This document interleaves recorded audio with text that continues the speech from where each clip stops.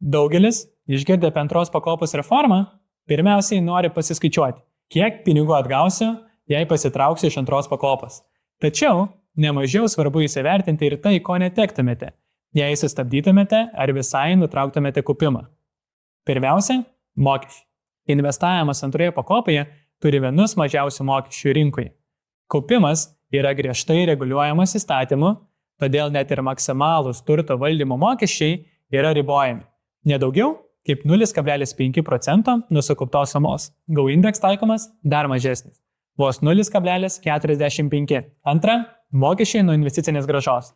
Antroje pakopoje sukaupta suma nėra apmokestinama. Jei investuotumėte savarankiškai, pavyzdžiui, kad ir per investicinę sąskaitą, kuris startavo 2025 metais, mokesčiai būtų tik didėti, tačiau nepanaikinti.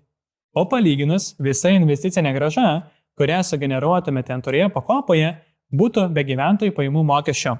Jei kalbėtume apie vidutinės pajamas gaunantį žmogų, per visą kaupimo laikotarpį skirtumas tarp apmokestintos ir neapmokestintos grąžos gali siekti 10 000 eurų. Ir trečia, valstybės prisidėjimas. Tai bene viena svarbiausių antros pakopos naudų. Valstybė prie jūsų kaupimo prisideda 1,5% nuo vidutinio šalies atlyginimo. Kadangi vidutinis atlyginimas šalyje dažniausiai auga, ši įmoka kasmet didėja atitinkamai taip pat. 2023 metais jis siekia 266 eurus. 2025 metais 324 eurus. Šiemet 364, o kitais metais jau sudarys virš net 400 eurų ribą. Jei investuotumėte savarankiškai, šio prisidėjimo nebeturėtumėte. O tai yra realūs pinigai, kurie kiekvienais metais padeda auginti jūsų turtą. Šiai dienai, sudarius kaupimo sutartį ir kaupiant antroje pakopoje visą kaupimo laikotarpį, tai yra apie 40 metų, vien valstybės priedas ir jo uždirbta investicinė grąža, išėjusi pensija gali sudaryti virš 100 000 eurų. Ir galiausiai patogumas. Antros pakopos kaupimas vyksta automatiškai. Įmokos yra nuskaičiuojamos nuo jūsų atlyginimo, proporcingai didėja kartu su jūsų pajamomis, o investavimo strategija automatiškai prisitaiko prie jūsų amžiaus.